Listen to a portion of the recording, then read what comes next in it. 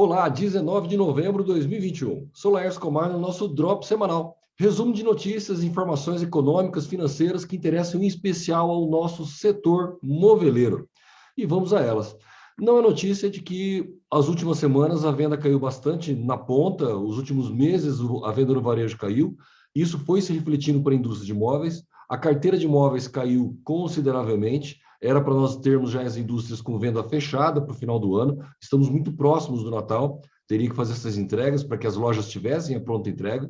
Estamos muito próximos ainda da Black Friday e as indústrias de imóveis estão num caminho contrário. Não tem uma carteira de pedido alta, pelo contrário, o pedido conforme está caindo está sendo faturado. Algumas indústrias de imóveis com férias coletivas e algumas, infelizmente, até com demissão. Isso tudo é reflexo da venda na ponta, do varejo. Você que acompanha o Drops, semana passada a gente vinha reforçando a dificuldade que o mercado, principalmente o mercado mais popular, vem sentindo por conta da inflação. O quanto isso corrói o poder de compra e isso acabou se sentindo no varejo e, consequentemente, chega na indústria também. Olhando os números da AD Monitor, em matéria de faturamento, a média ponderada de faturamento em quilo, nós percebemos aqui claramente a 45ª semana, a média da 45ª semana desse ano, em relação ao ano passado, uma queda considerável. Já são 26% de queda em quilo, comparando um momento com o outro. O acumulado do ano, esse ano ainda tem 12% a mais de faturamento em relação ao ano passado, mas ano passado nós tivemos o início da pandemia, que complicou bastante.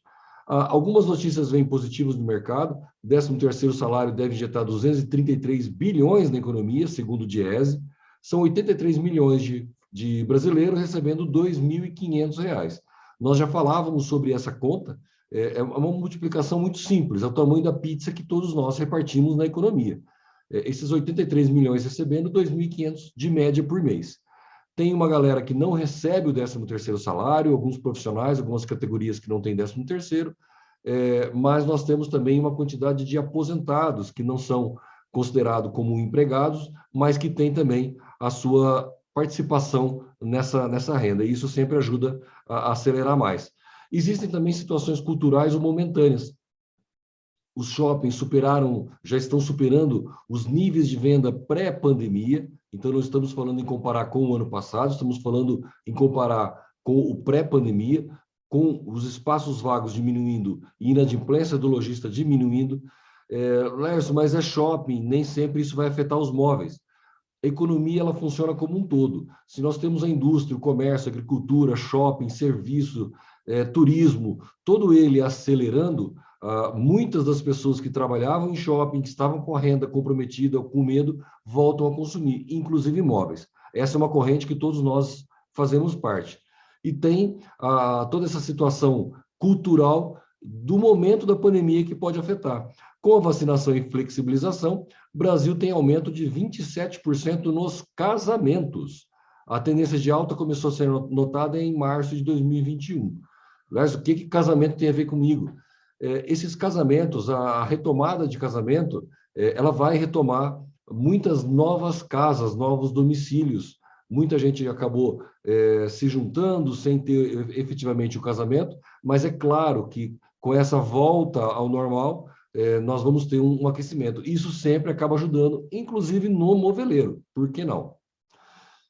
Semana passada nós falamos sobre o quanto a crise e a inflação afeta as famílias mais pobres de uma forma mais cruel, e eu quis destacar essa semana essa matéria, 19/11, família mais pobre usam reserva financeira para pagar conta e dívida, e os ricos querem viajar. Quem acompanha o setor moveleiro sempre, e acompanha o Drops da semana passada, a gente falava disso, e esse número fica um pouco mais claro. Eu não tinha aquele número no momento, e essa semana, hoje, saiu essa informação. Então, se nós formos pegar aqui por faixa, até R$ 2.100 de renda, depois nós temos de 2.100 a 4.800, 4.800 a 9.600 e 9.600 para cima, que já são considerados rico. Eu não sou rico. A faixa está considerando dessa forma. E a diferença de comportamento ela é acima de 2.100, tá? Então, quando nós falamos das pessoas mais pobres, estamos falando de uma renda de R$ 2.100 para baixo. Acima de 2.100, o teu comportamento segundo as pesquisas, segundo a categorização, já é um comportamento um pouco mais abastado, quer você goste de ser visto assim ou não.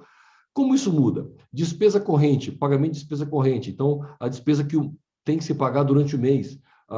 Essa classe até 2100 são 37%, com mais quitação de dívida, 28%. Então, nós temos aqui 60% da renda desses 2.100 vai para gastar a despesa do mês, aquilo que ele não tem como evitar, e pagar a conta que ele já fez. Se nós formos olhar acima de 2.100, isso já baixa para 40%, de 60% baixa para 40%, chegando lá a 30%. Então, ainda sobra um pouquinho de dinheiro para gastar com outras coisas.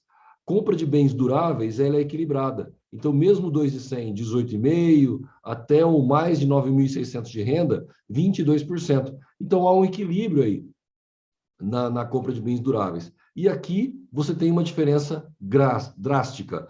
Até 2.100, gasto com viagem e férias 4,8%, com lazer 1,3%.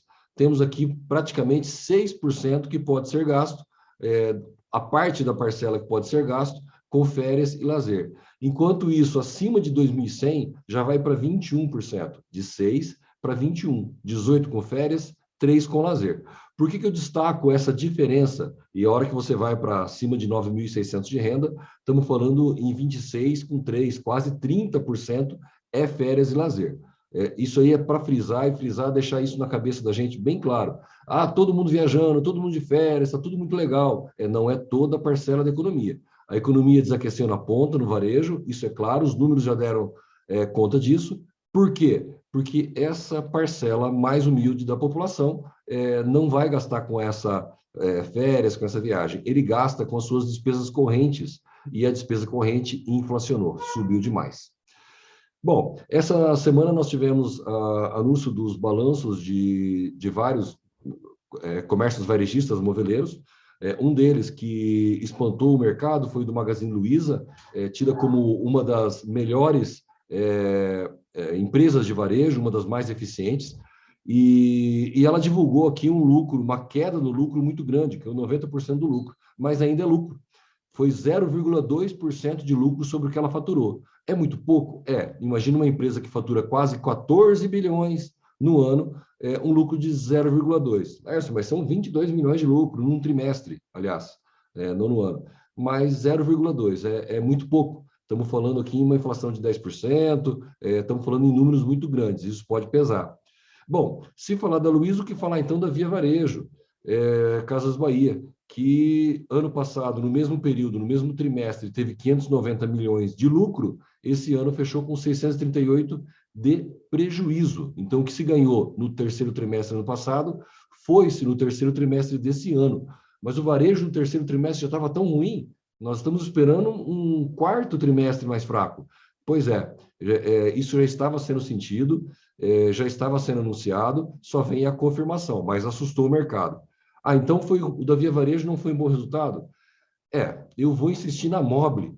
A Mobile divulgou que também teve um prejuízo, reverteu o lucro de 1.900.000 do ano passado, com 25 milhões de prejuízo esse ano. Significa 13,8% de prejuízo no trimestre. Essa conta, confesso, ela não me entra na cabeça, existem sim cálculos matemáticos, injeção, mas eu ainda prefiro um lucro baixo do que um prejuízo, um crescimento orgânico mais seguro. Por que a gente fala sobre esse crescimento orgânico mais seguro? As indústrias de imóveis também passam por essa situação. Tem que planejar o ano de 2022, os profissionais, representante comercial, loja de imóveis. Volto a frisar, não adianta colocar uma meta que você não vai atingir e se frustrar, não adianta uma meta muito baixa que você também não tem vontade de brigar por ela. Tem 200 bilhões de reais no comércio, esse é o tamanho da pizza, esse é o tamanho do bolo. O nosso mercado de imóveis vai ter que brigar para de onde nós vamos tirar a fatia para que a gente possa ter um 2022 positivo. Vai crescer um monte? Não, talvez não. Por que talvez?